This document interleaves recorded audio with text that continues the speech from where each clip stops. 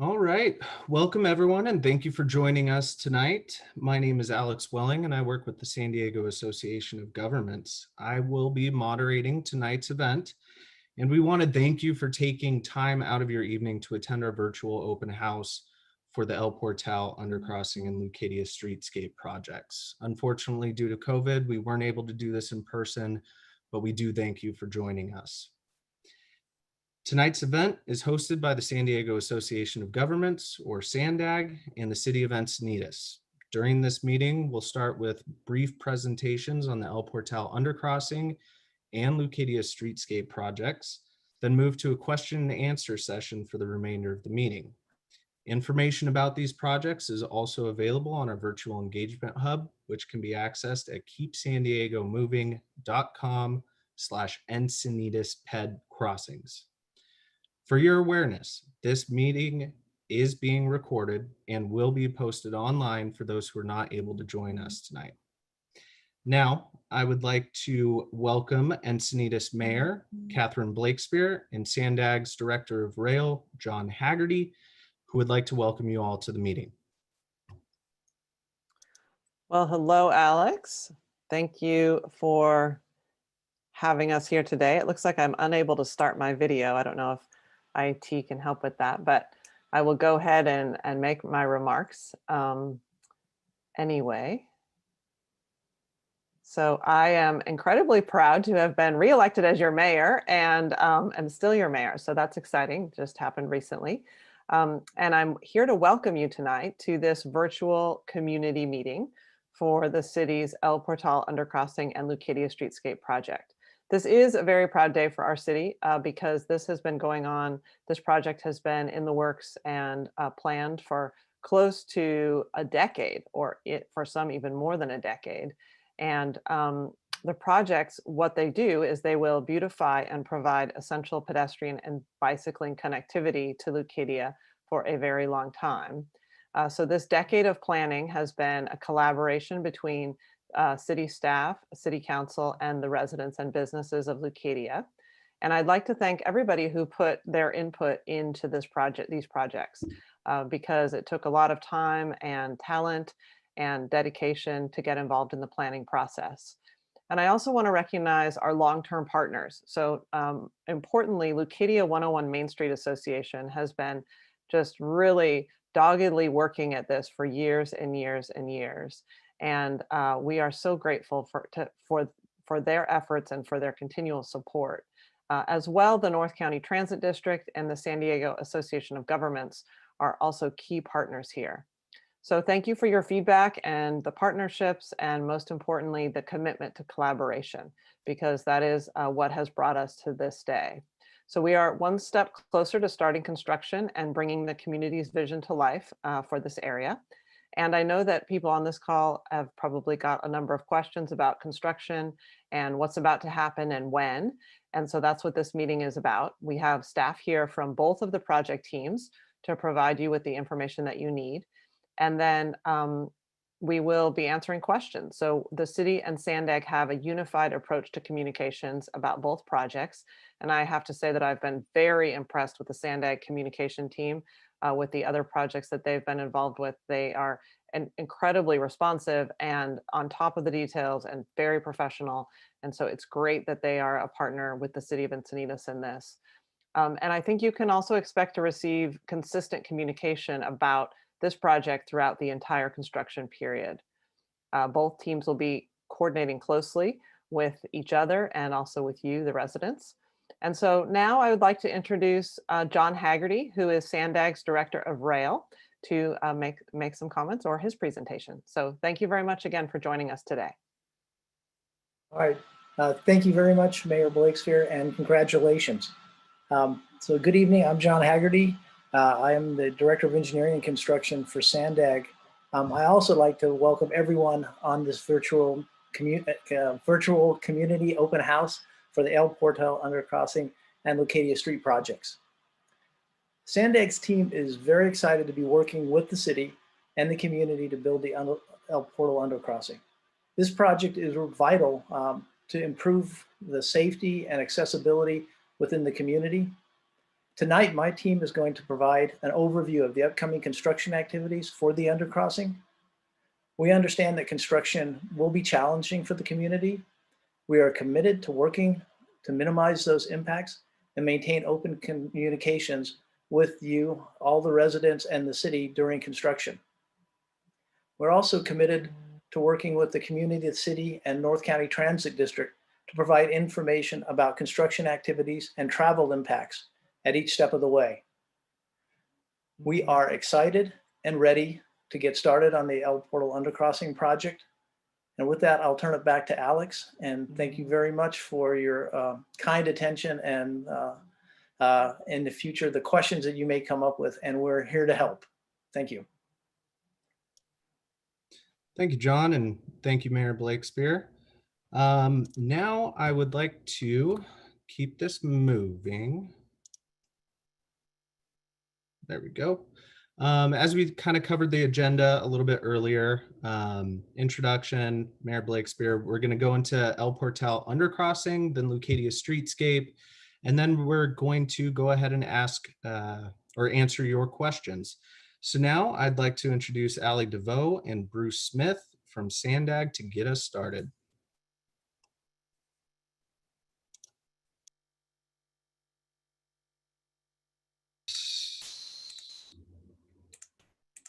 Can you hear me? Loud and clear. Okay. Good evening. This is Bruce Smith. I'm the Los Angeles Corridor Director for SANDAG.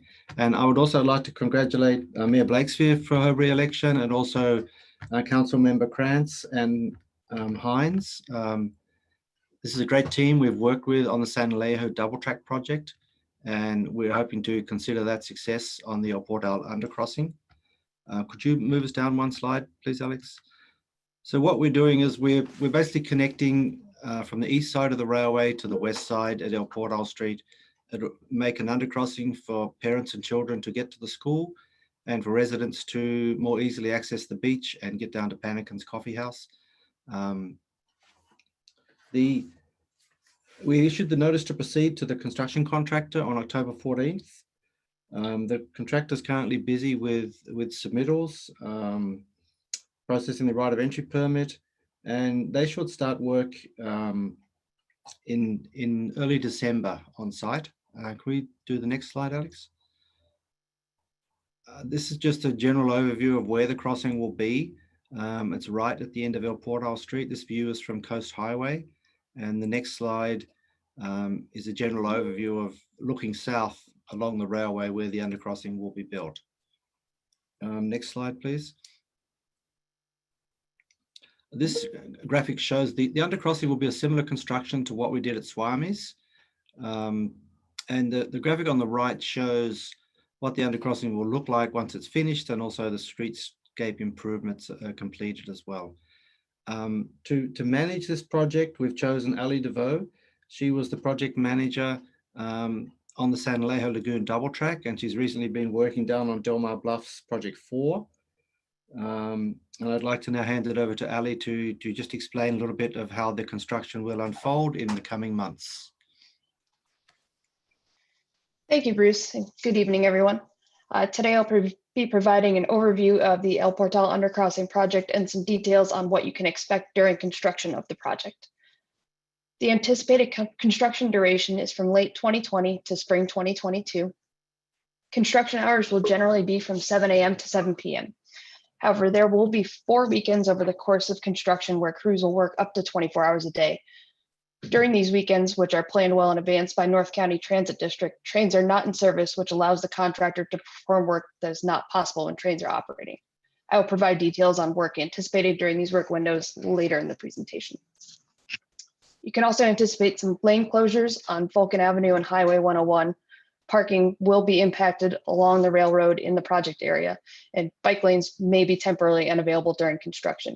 However, we will work with the city to minimize these impacts. You may also notice noise and lights during construction. Next slide. Thank you. One of the major elements of constructing this undercrossing is building the bridge foundations. The bridge will be supported by cast and drilled hold piles, which are also called CIDH piles, similar to the Santa Fe Drive crossing, which you can see under construction in this photo. A total of 16 piles will be installed during this project to build the foundation for the bridge. Large 36-inch diameter holes will be drilled into the ground. A large steel section will be dropped into the hole, and the hole will be filled with concrete. Next slide, please. Here you can see the next step in the pile installation process, where the pile holes are filled in with concrete. Although some of these foundation piles can be installed during regular working hours, many will have to be installed during absolute work windows due to their close proximity to the railroad tracks. Although construction schedules are subject to change, it's anticipated that the pile work will take place during the February and March AWWs. To complete the construction of the bridge, another AWW will be utilized to place the final bridge structure. The bridge structure will be composed of precast concrete girders that will be placed on top of the pile foundations. Since removal of the railroad tracks is required as a part of this process, it must be done during an absolute work window where trains are not in service. Once the bridge structure is finished, the track will be reconstructed and put back into service at the end of the work window. It's anticipated that this work will likely be done during an AWW in April of 2021. Next slide. Another major component of this project is construction of retaining walls that will form the pathways to and from the undercrossing. These walls are composed of colored concrete reinforced with steel rebar and are constructed with the use of a form liner that will also provide a decorative finish on the face of the walls. Mosaic tile artwork will also be incorporated into the retaining wall faces. Next slide.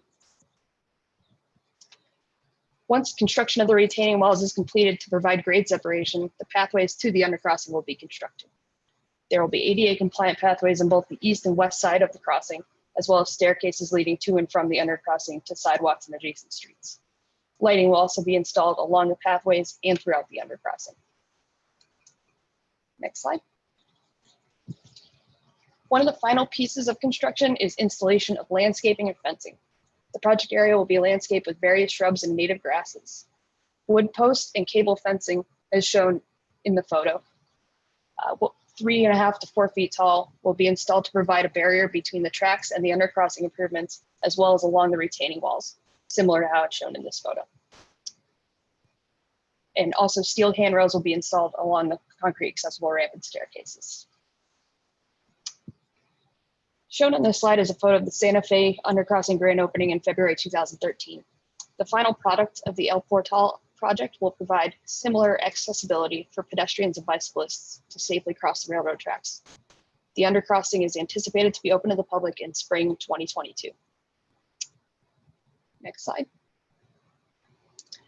Throughout the project will adhere to environmental protocols throughout construction, including protecting water quality during and after construction, including the preparation and implementation of a stormwater pollution prevention plan, materials recycling, controlling site conditions such as dust and water runoff, monitoring for cultural resources, and implementation of a traffic control plan, which will address school pickup and drop off times, as well as farmers market traffic on Sundays as necessary. And with that, I will hand it back to Alex. Thank you both. As far as community outreach goes for this project, so it is a big project, kind of right in the heart of Old Encinitas. So we are going to be employing a whole toolbox worth of tools, from flyers and e-blasts, stakeholder emails and phone calls, reaching out to members of the media, posting to social media. Like I said earlier on this webinar, our project website is going to be updated with the most recent information. We're also going to be employing project videos and also sending postcards. I do want to make note, because of COVID, we have had to kind of pivot as to how we do community outreach effectively. And a lot of what we're doing now is digital. So we highly recommend going to our website and looking for those construction notices. And then also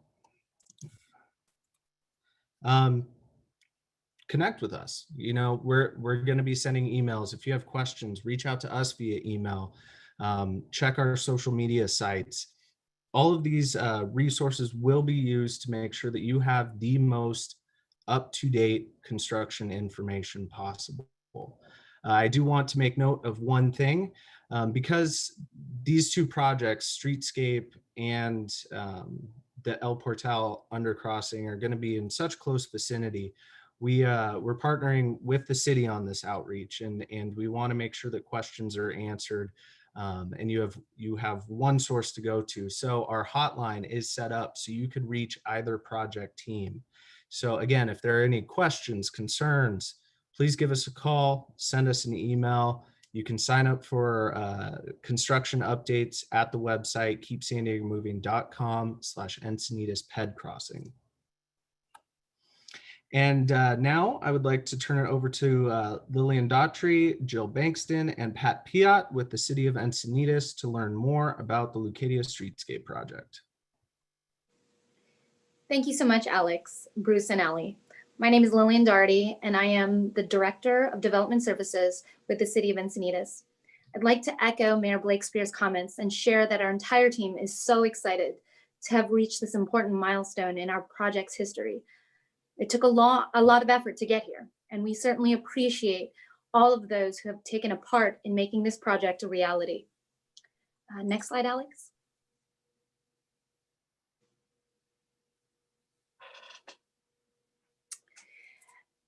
I'd like to start off by introducing the team that will be working hard to bring the vision of Leucadia Streetscape project to life.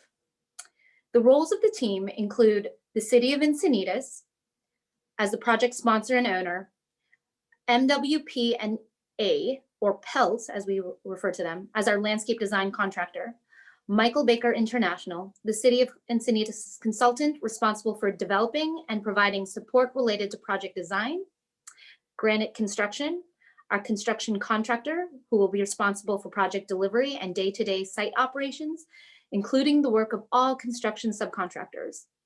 SOMIS, our construction manager, who will be overseeing all aspects of construction and project schedule, and JPW Communications, our support consultant for all public outreach and programs associated with the Leucadia Streetscape project.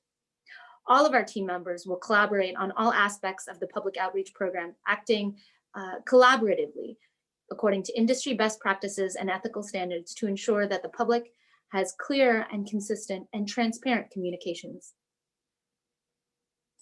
Next slide, please. The goals of the project are to enhance mobility in the rail corridor, to increase access to the coastline that we love so much here in Encinitas, to add landscaping, parking, and traffic calming measures in the project area. We're adding about 100 new trees to the project area that will eventually grow and restore the historic canopy that this area has enjoyed in the past. And the project will preserve and revitalize the North Coast Highway 101. This project is really all about connection and making it easier to get around this section of Coast Highway 101, whether you're in a car, on a bike, or on foot. Next slide, please.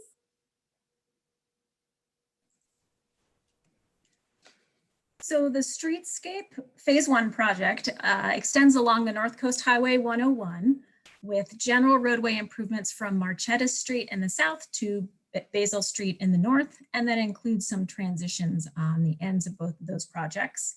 And we'll be adding new storm drain infrastructure at a low point right at the El Portal intersection, which will drain towards the south to A Street. Next slide, please. Here's a look at the project benefits that will be built into Phase One. There'll be a new bike and pedestrian connection to the El Portal undercrossing, new buffered bike lanes and wider sidewalks on the west side of the 101, new crosswalks with signals, a roundabout at El Portal, street lighting, new trees and enhanced landscaping, stormwater treatment, and enhanced bus stops. Next slide, please. A lot of people are concerned about traffic on the 101 and wonder why we're constructing a roundabout instead of a traffic signal or keeping the stop signs that we have now. And there are four main reasons for that. The first is to enhance safety. When you implement a roundabout, you're going to have slower vehicle traffic, reduce conflict points, and you eliminate left turns, which is where car accidents frequently occur. You're going to improve traffic flow by removing the stop signs and keeping the cars moving. And the city's going to save money. We'll have lower operations and maintenance costs for roundabouts versus traffic signals. And finally, we'll reduce pollution. By eliminating those stop signs, we reduce idle time through the corridor, which results in less greenhouse gas emissions. Next slide, please. So this is a look looking southwest across the 101 toward Panican. And you see lots of pavement. It's not very attractive, not very inviting. Next slide, please. And once our project is complete, this is what we will see out there. You'll have new trees and landscaping. You see a buffered bike lane, new parking pods to the east, wider sidewalks to the west, and enhanced crossings. Next slide, please. So how did we get here? As the rest mentioned, it took over 10 years of planning and community engagement to create this Leucadia Streetscape project, which is really meant to revitalize the area while preserving the Leucadia history and charm. From concept planning in 2008 through outreach and permitting, Coastal Commission approval, and finally, this past August, we got approval of our construction drawings and authorization to advertise for construction bids. Next slide, please. So when will construction start on the Leucadia Streetscape project? So we already have our funding approved, we've got our contracts awarded, and we're currently awaiting for our contractor's construction schedule. But here's what we expect. You can see the third line from the bottom on the table, mid-November. We're having our virtual community meeting now. We'll have a virtual groundbreaking ceremony, probably the first week in December. And then we'll see dirt moving and active construction beginning right at the beginning of 2021. Next slide, please. So it's going to be wonderful once it's complete, but we'll have to endure 18 months of construction. So similar to what Ali shared about the construction phase for El Portal, we'll see similar things on Streetscape. So your construction hours will typically be between 7 a.m. and 5 p.m. during the week. There could be occasional evening work, occasional, very rare weekend work. As I mentioned, construction will start very early 2021. It'll take about 18 months. And then you'll get the usual suspects for a construction project. We'll have dust, noise, lights, road closures, and detours. But we are going to work very closely with our neighbors to make sure that we maintain access to the homes, businesses, and driveways that are in the project corridor. And with that, I will pass it off to Pat Pyatt. So as Alex mentioned earlier, the public outreach teams for both the El Portal project and the Leucadia Streetscape Phase One will be in close coordination with each other to ensure accurate and timely responses to the public. We have a dedicated hotline set up for the public to reach the project teams, and both teams will regularly review the messages to ensure timely responses. And that number is 760-512-3600. And that'll be shown again on the next slide. The construction teams are working together and in regular communication regarding construction schedules to minimize impacts to the public. And you can also reach us by email. For the El Portal, we switch to the next slide. I think all these are on the next. There you go. Thank you. For the El Portal Undercrossing project, you can reach them at losanrail@keepsandiegomoving.com.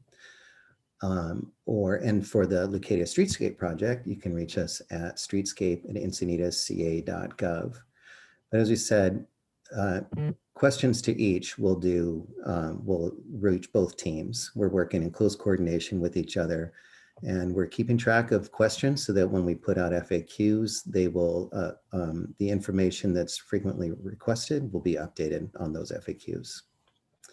And for that, I'll turn it back over to Lillian for questions. So if there's any questions from the community. Yeah, thank you, Pat. We actually will begin the Q&A session right now. I just want to issue a brief reminder that this open house is being recorded and will be posted online later for people who are not able to join us. As far as the Q&A session goes, to ask a question, please virtually raise your hand within Zoom. You can find the raise your hand feature typically at the bottom of your screen. It has a hand icon. If you're joining us by phone, you can dial *9 to raise your hand, and we'll take questions in the order they are received. We'll let you know when it's your turn to ask a question, and you will receive a pop-up on your computer to unmute. Or if you're joining us by phone, you would dial *6 to complete the unmute process. Please unmute and ask your question, and we will do our best to answer. After your question has been answered, you will be muted again. We will get to as many questions as possible until close to 7:30, probably around 7:25. If your question was not answered or you would like additional information, you can reach out to us after this meeting by calling the project hotline at 760-512-3800. And now with that, we'll go over and see if there are any hands raised.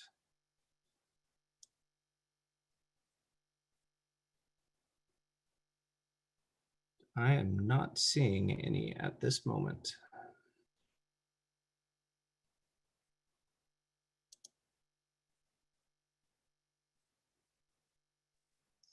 Nope. There are questions in the chat, by the way, if you want to take a look there.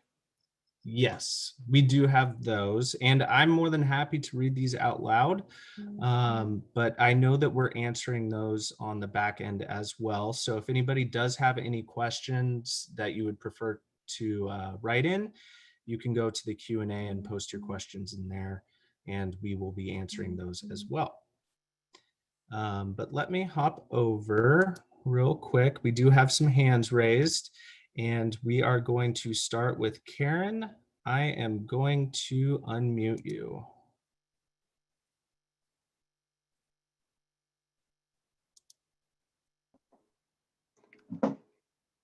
Hello.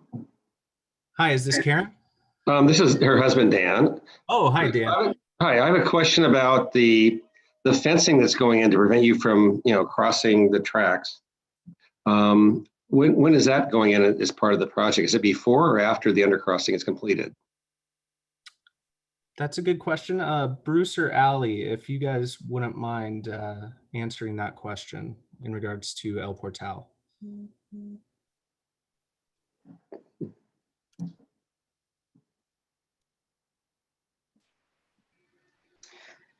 This is Allie here. So the 3.5 to 4 foot high wood pole and cable fencing that will be installed at the end of construction. There'll be temporary construction fencing around the project site during construction, but those the fence itself will be installed during construction, likely towards the end of construction.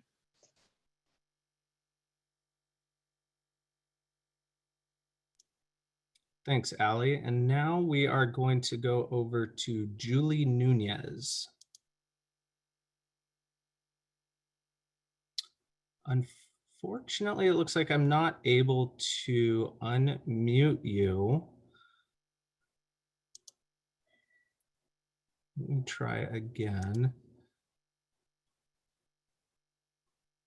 Okay, it looks like it might be because of an older version of Zoom, but if you want to go ahead and post your question in the Q&A, we can go ahead and get to you that way.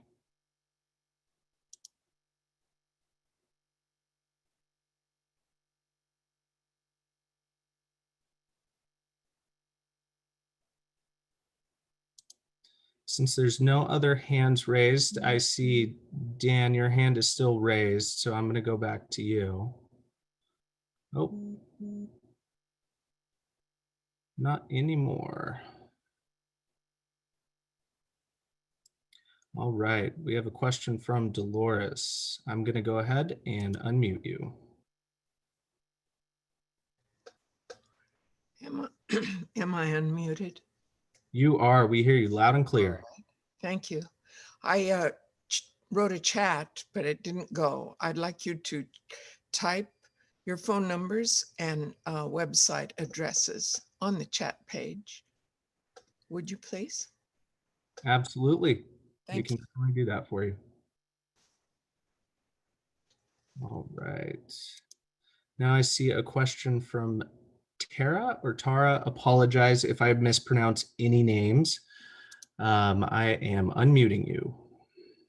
Thanks, it's Tara. I have a feeling that Julie's question is going to be similar to mine. We're both parents at Pawlecki, and we just wanted to make sure that pickup and drop off will be addressed and coordinated with construction, because it's already kind of tricky during pickup because of the lines back up.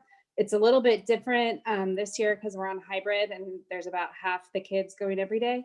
But just so that you guys are aware of it, that that we really need to make sure that that's worked out and safe for the kids and the families who pick up on that side of the school.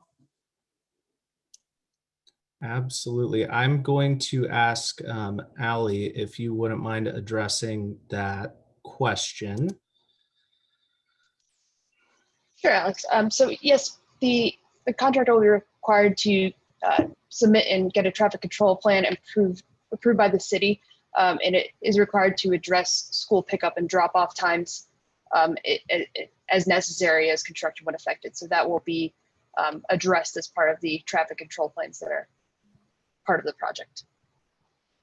Thanks, Allie. And if I could add to that from a communications perspective, we're going to be working closely with the city with the city and also the school when it comes to construction impacts and kind of what the traffic control plan is going to look like at any given time for any given activity.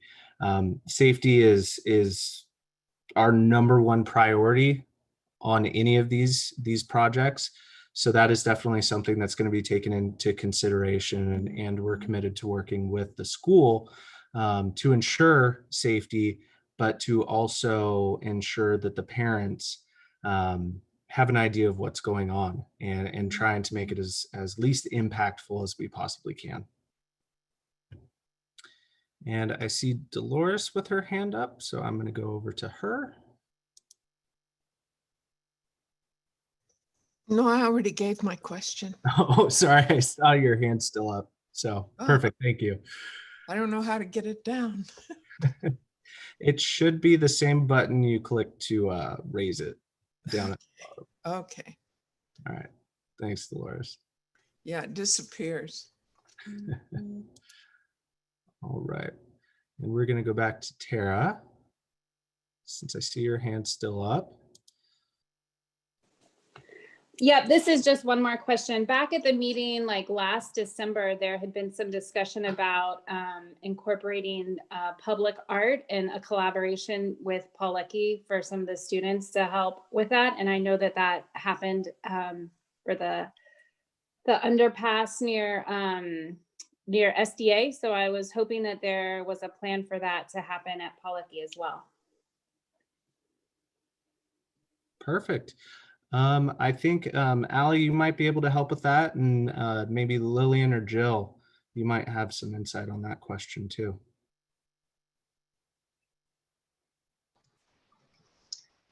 This is Allie here.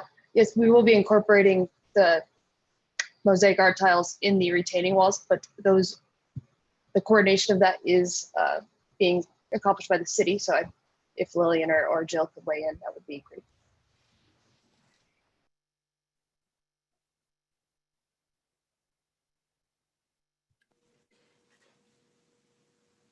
So the tiles, and Jill, please feel free to jump in at any time. The tiles, as I understand it, are not included in the first phase, but they would be included and could be considered at a future phase.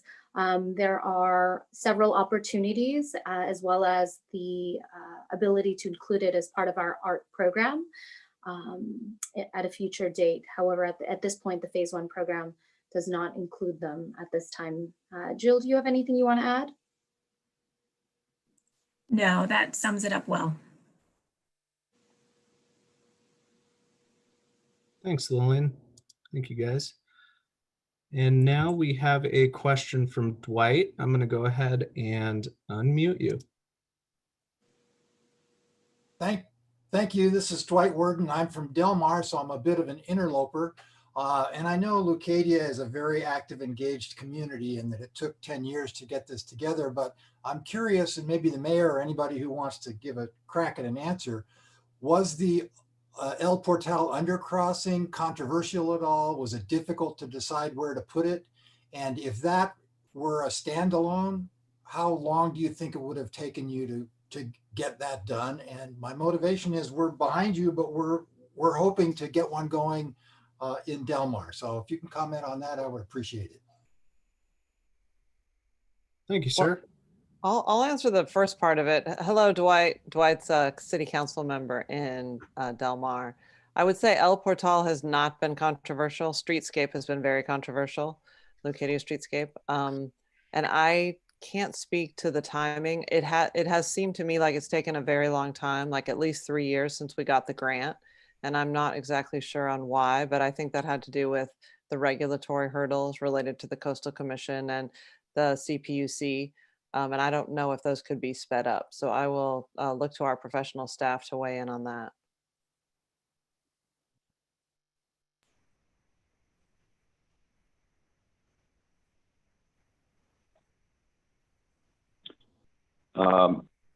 Madam Mayor, this is Ed Wimmer, City Engineer. I would say that you've nailed it very nicely and very politely. The regulatory agencies are very challenging. CPUC is very FRA. They're very strict, and they're unyielding as I guess we would hope they would be. And it just takes a lot of time. We unfortunately hit COVID, and that lengthened it a little bit longer. So I would offer, and I think the mayor would support us, if the staff over at Del Mar needs any help on navigating that, we would offer, a couple hours to kind of help them through the process. Because we've done it already, but it's just, you have to be persistent, I guess is the polite way to put it. Thank you very much. I appreciate the answers. Yeah, and this is John Hagerty with SANDAG. I would offer our assistance as well too. Our staff, Bruce and Allie, have been living this for a long time, and they really understand some of the things that need to be done, both from an engineering and an agency, a resource agency perspective. So SANDAG would certainly be willing to help. Great. Thanks for the offer. Appreciate it. All right. Thank you, everyone. Now, what we're going to do, I have one more hand raised, but we do have some questions that have been coming in through the Q&A. So if we don't have any more questions live, what we'll do is we'll go ahead and we'll read off these questions and answer them live, just to make sure that everybody's getting their questions answered. But I do see a couple hands raised. So I'm gonna go to Kelly and unmute you.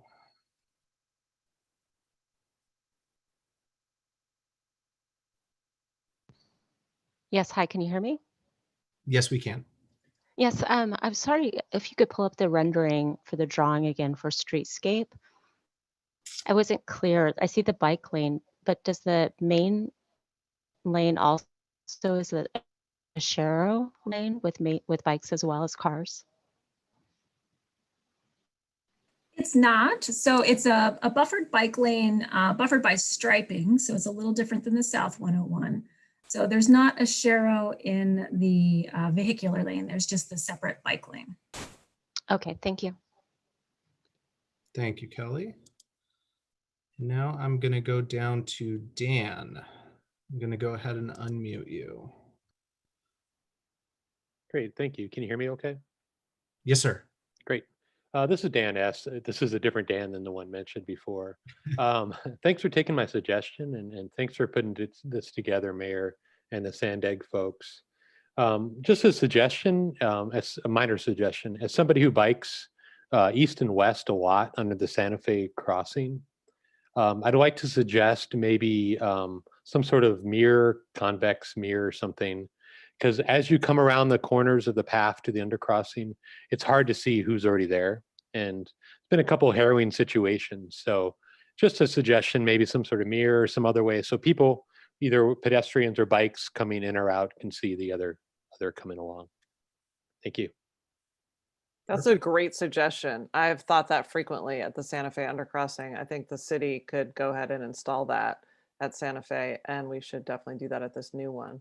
I just wanted to jump in, this is Catherine again, to ask on the picture that we're looking at right now, why does it say PED, P-E-D, in the middle of the car lane? So what they did when they created this rendering is they took exactly what's on our project plans. So that's actually a warning for drivers. It'll say PED crossing ahead. So you're just catching the initial part of that warning for the vehicles. Okay, thank you so much for explaining that. Awesome. Thank you all. And I see Kelly has her hand raised again, so we're going to go back to her real quick. Yes, thank you. Just a point of clarification. Is that also no share lane on the southbound as well? Yes, that's correct. It will have a separated buffered bike lane in both directions. Okay, thank you. Okay. Dolores, I see your hand raised again, so I'm going to go ahead and unmute you real quick.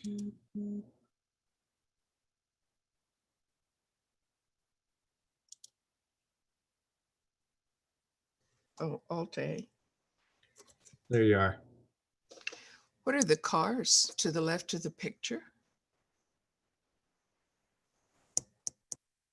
Those are the new parking pods that we are adding into this project. There'll be excuse me?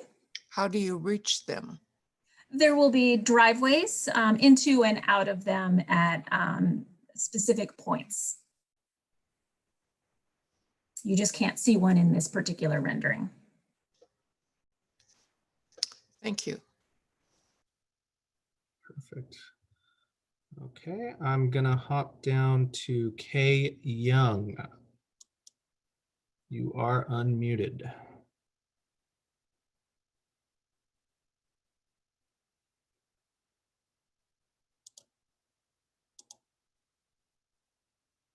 think you might need to unmute on your end though. I think I must have done something by accident. I don't have anything to say. Oh, okay, perfect. Thank you though for calling on me. Of course. Thank you so much for being here. Mm-hmm. All right, we're gonna go down to Karen.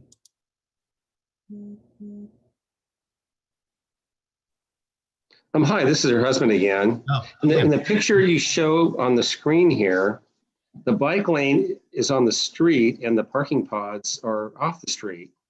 I know it has nothing to do with the undercrossing, and maybe I shouldn't ask this question in this forum, but why did you not reverse it and have the bike lane where the parking pods are and the parking right on the street? It would seem like it'd be safer for bike riders. So the parking pods that you see there are partially within the NCTD right-of-way, so they're considered temporary. We hope they stay for a long time, but our agreement with NCTD calls them temporary, but the bike lane will always be here. In addition, we didn't want to have a lot of impervious area and increase the runoff, so the drive aisle is gravel and the parking areas are gravel over there.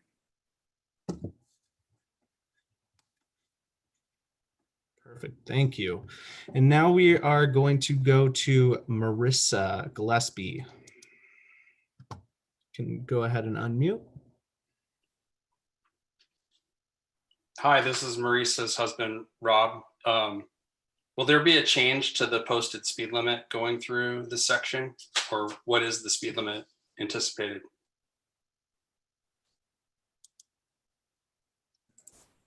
Let me check with the team. Sorry, stand by 1 second.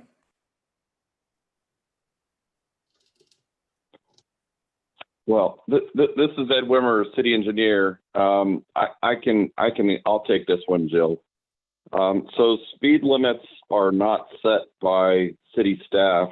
They're set by motorists and the 85th percentile speed. And so what What will likely happen, and this is from experience, is that when speed reducing elements are added to the roadway, it will likely cause a reduction in the speed limit. But what will happen is all of these improvements will be constructed, and then a new engineering and traffic survey will be taken. And if the 85th percentile speed is reduced, then the speed limit will be adjusted downwards. But it's not until that engineering and traffic survey is taken that we'd be able to make that recommendation to the city council. And that would happen after the project is completed.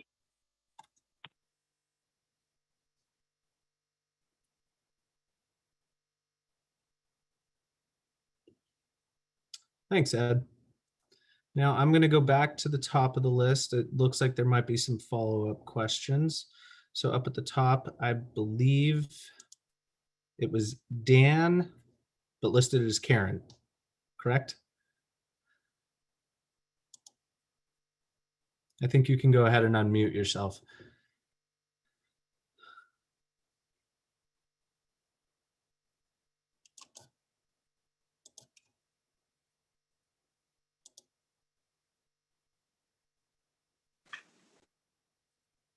Okay, maybe not. Okay, so we're going to go back to Dolores. Yeah. The photo you had in front of the pannequin looks as if that's a left turn lane. I'm not sure. And then a single lane continuing on north. And second of all, do you have a photo where the undercrossing for cars joins 101 on on El Portal, at El Portal? So what you're looking at here regarding the left turn pocket, that is a left turn pocket onto Athena. But this is a different configuration than what you'll see at El Portal. At El Portal is where we'll have the roundabout. And do you have a photo? We do have an older rendering. Alex, is that included in the El Portal presentation that you can bring up? Let's go back and double check. I don't think, oh, excuse me. Let me go back in here. I think I see it on slide 7. Slide 7. There we are. So you can see kind of half the road, and you can see a little bit of the pavement for the roundabout, that kind of circular item there. So there's no vehicular connection to the undercrossing and the 101. It's just for bicycles and pedestrians.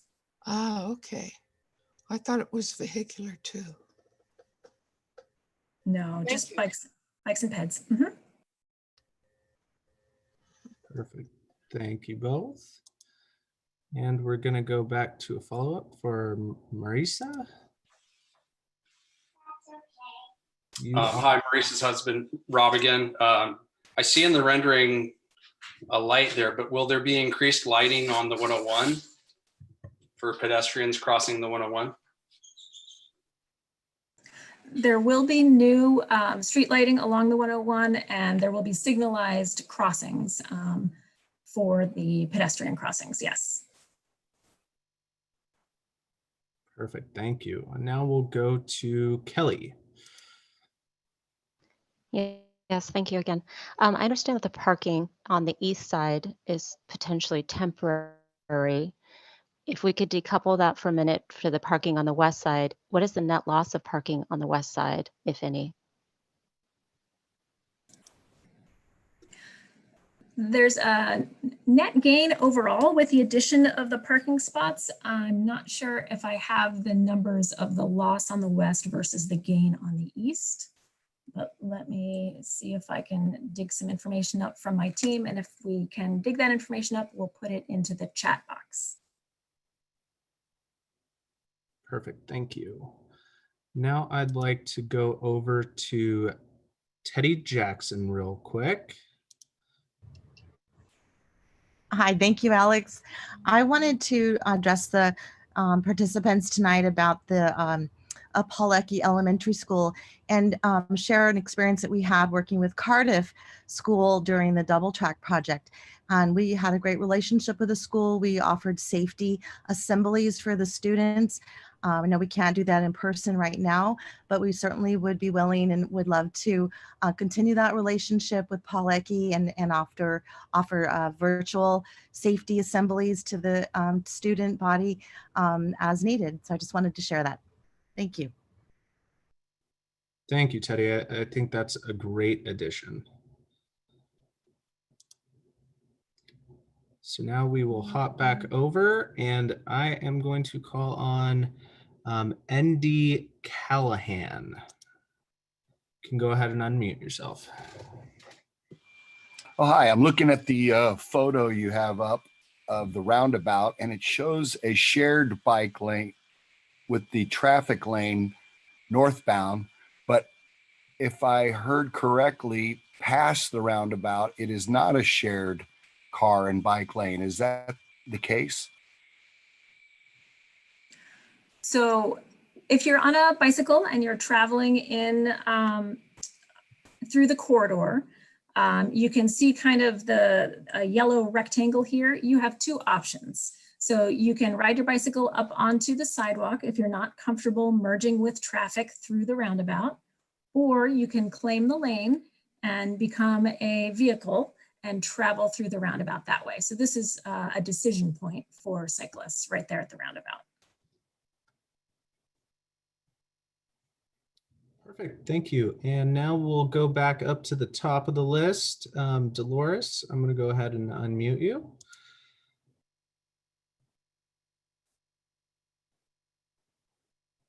And you may have to unmute yourself on your end as well.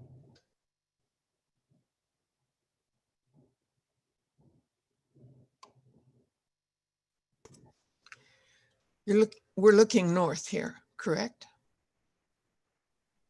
On the right side of this section. That's correct. Yeah. And Vulcan will be this bridge. There's no way to look on the other side of Vulcan how that comes out. Not currently, but we are looking to prepare another rendering that will look through this bridge similar to how you're looking through the Swami's Bridge on the left side of the picture. Okay. Thank you very much. Thank you. And when these new renderings become available, these will be hosted on the project website. So as new things come out, we'll continue to post these so everybody has access to them and you can kind of see them. You can send us emails asking any additional questions too on those displays. So now I'm going to go over to Rob again. I see your hand up again. I'm sorry. No question. Okay, perfect. All right. And then we're going to go back down. Okay.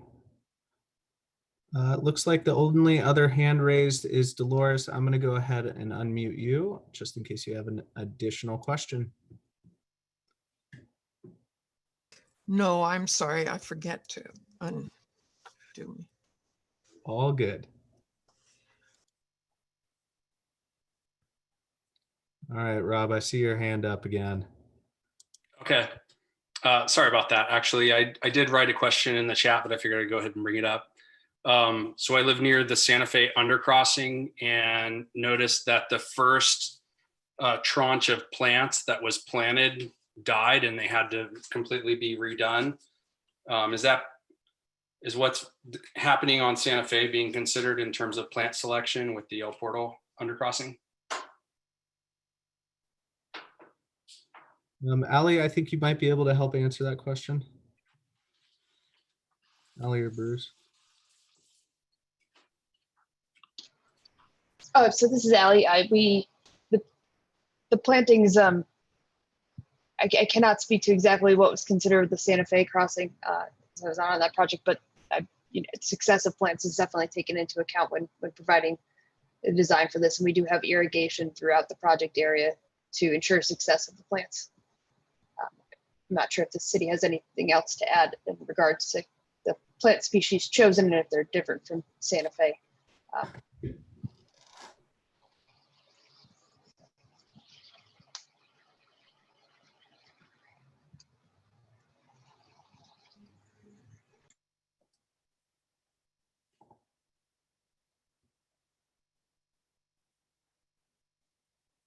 Okay. We can also look into that question a little bit further and get back to you with some more detail as well. Now I'm going to go back to Kelly. Thanks again for taking my question. You mentioned a drain system being added. Can you elaborate on that? And how does that tie into any broader future plans for the city?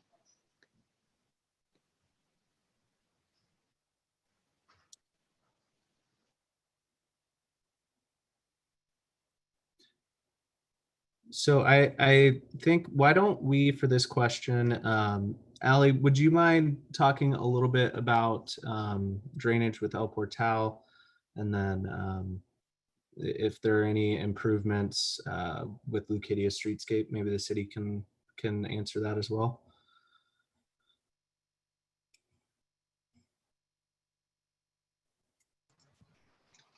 Sure. So the the El Portal project has definitely taken into account the drainage in the area and the tendency, the drainage issues in the area, to make sure the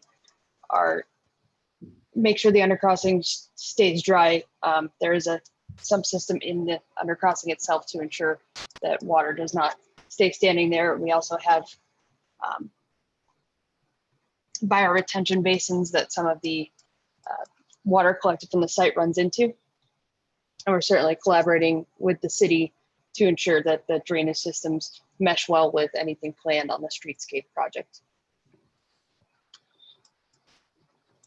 Yes, so the bioretention basin that Allie mentioned is connected with the Streetscape new drainage infrastructure, which will take that treated runoff area and then discharge it through a new pipe that will connect south to A Street. Perfect. Thank you both. I'm going to go back to Rob. And just so everybody's aware, we're kind of doing a round robin with the questions. So as your hand gets raised, you get bumped to the top of the list, and then we'll just keep kind of going through that rotation. So Rob, I'm going to go ahead and unmute you. Apologies, I haven't seen the entire rendering, but for families that live south of Encinitas Boulevard wishing to take their children to Paul Ecke, is this going to tie in with, or is there going to be any kind of a sidewalk that connects Encinitas Boulevard to the southern end of this? Or are you pretty much walking through the dirt before you get to the sidewalk?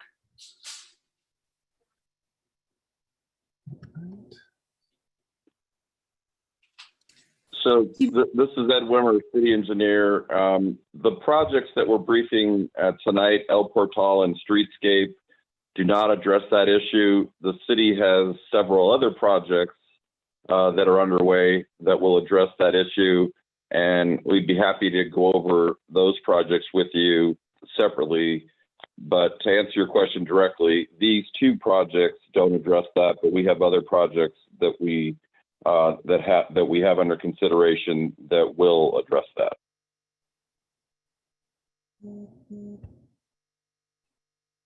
Thank you, Ed. Now we are going to go back to MD Callahan. You are unmuted. Hi, thanks. I'm wondering if there's any plans for any lighting or security measures under here. Under the El Portal? Or the other one. I don't know how far along the other one is, or if there's been any plans or talk about it. Okay. Allie, would you be able to help with that one? Allie or Bruce? Yes, there will be a substantial amount of lighting under the undercrossing and throughout the undercrossing. Perfect. Thank you. Okay. And I am going to go back to MD Callahan. I see your hand still up. Oh, there it goes. Okay. Are there any more questions that anybody would like to have answered live?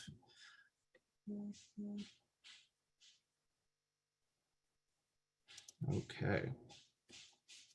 Well, we are going to, I'm going to head over to the question and answer portion for the questions that were asked via the chat.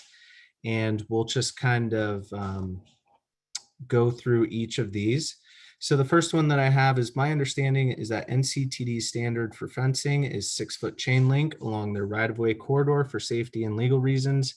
How is Encinitas allowed to install a modified fencing design that is lower in height and post and cable in design? Is the city required to assume any liability or cost for the modified design? So this is Ed Wimmer again. I'll go ahead and take that one.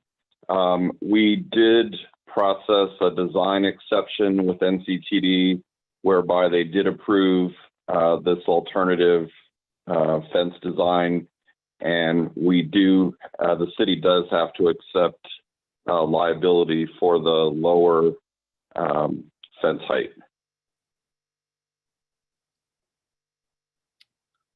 Perfect, thank you. And going down the list.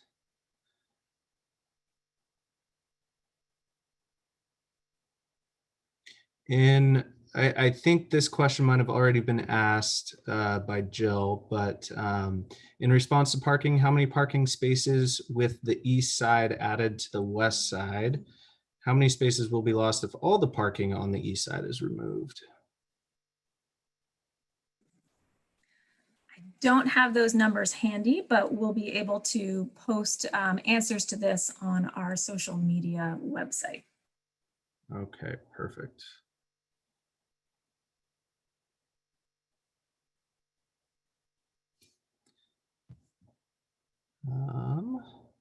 Going through, what is the yearly cost for upkeep?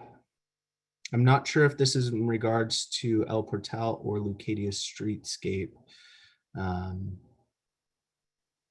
but if we have any information on either,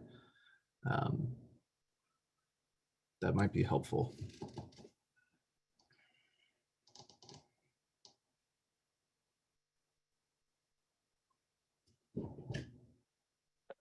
This is again Ed Wimmer, city engineer. I don't think we have any experience, obviously, with any of the current projects. We'd have to go back and compile some data with regard to the Santa Fe crossing and bring those numbers back to you. But that's the closest we could get for you. So we wouldn't have that available for you this evening, but we could get that for you at a later date. Thank you, Ed. And like I mentioned before too, just as a reminder, everything that we're going to be doing is posted online. We do have our virtual engagement hub, which I'm sure most of you have had access to already via our e-blasts and everything else that we've sent out. So if you go to keepsandiegomoving.com/Encinitas ped crossings, and then of course the city's website, we'll make sure that all of this information stays updated. So let me go through. Some of these are comments. Next question, how many miles are included in phase one? Is it possible, because of the lack of funding, that the entire 2.5 mile project completion could be up to 10 years or more? How many total other underpasses are planned and at what locations?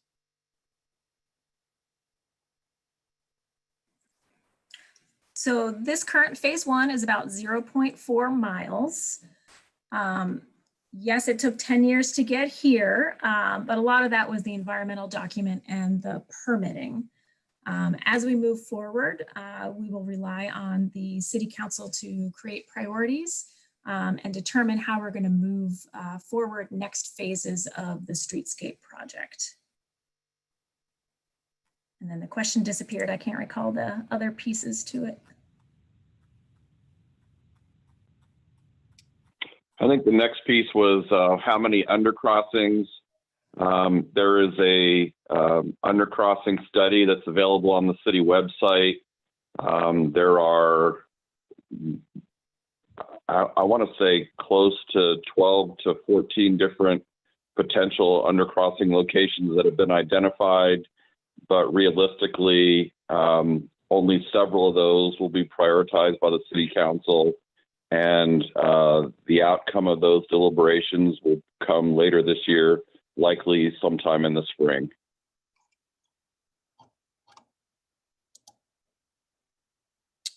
Perfect. Thank you all.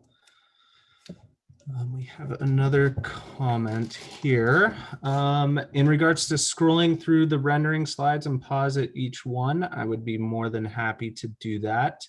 While I do that, I will ask the next question, which is, how does this project interact with the coastal rail trail that will be coming in Leucadia as well?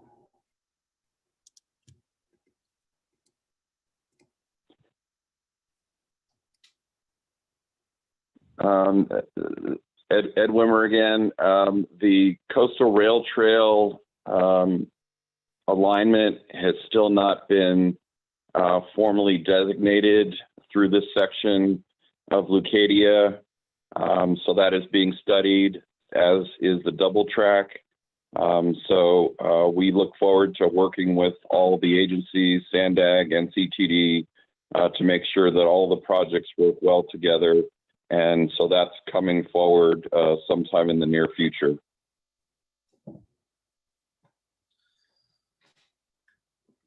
Perfect. Thank you, Ed. I do not see any additional questions. If anybody, we still have another maybe 15, 20 minutes for the Q&A portion.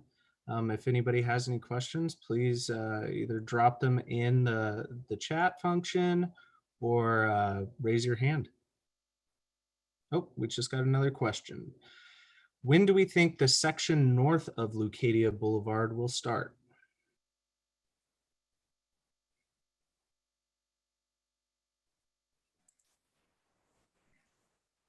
Again, that's a question that will rely on our city council to provide us the direction for when we're going to move forward with the next phase of the project.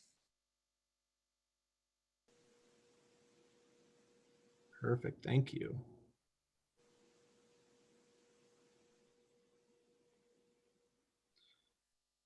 We just got another question. So coming late, perhaps this has already been shared.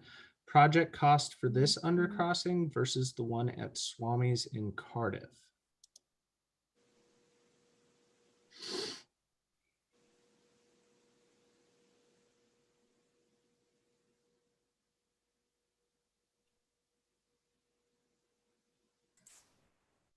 I think that's another one we'll have to do a little research on and then provide that information on this project's website. Perfect. And I know that we do have information on the Santa Fe undercrossing on keepsandiegomoving.com/Encinitas ped crossings.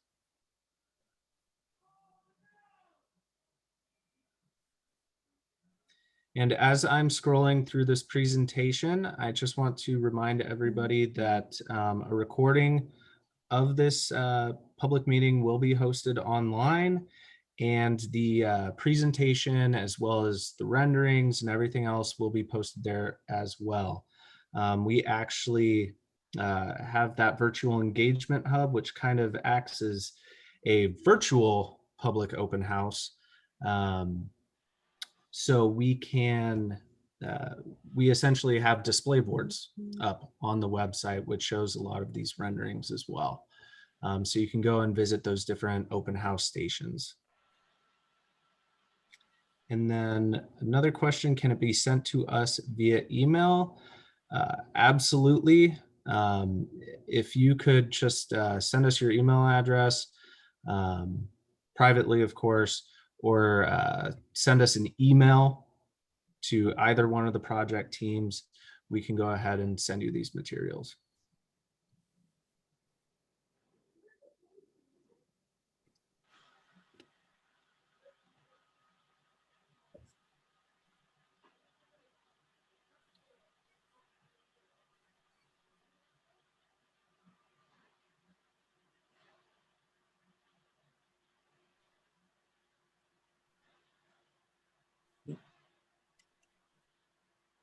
right, I don't see any additional questions or comments.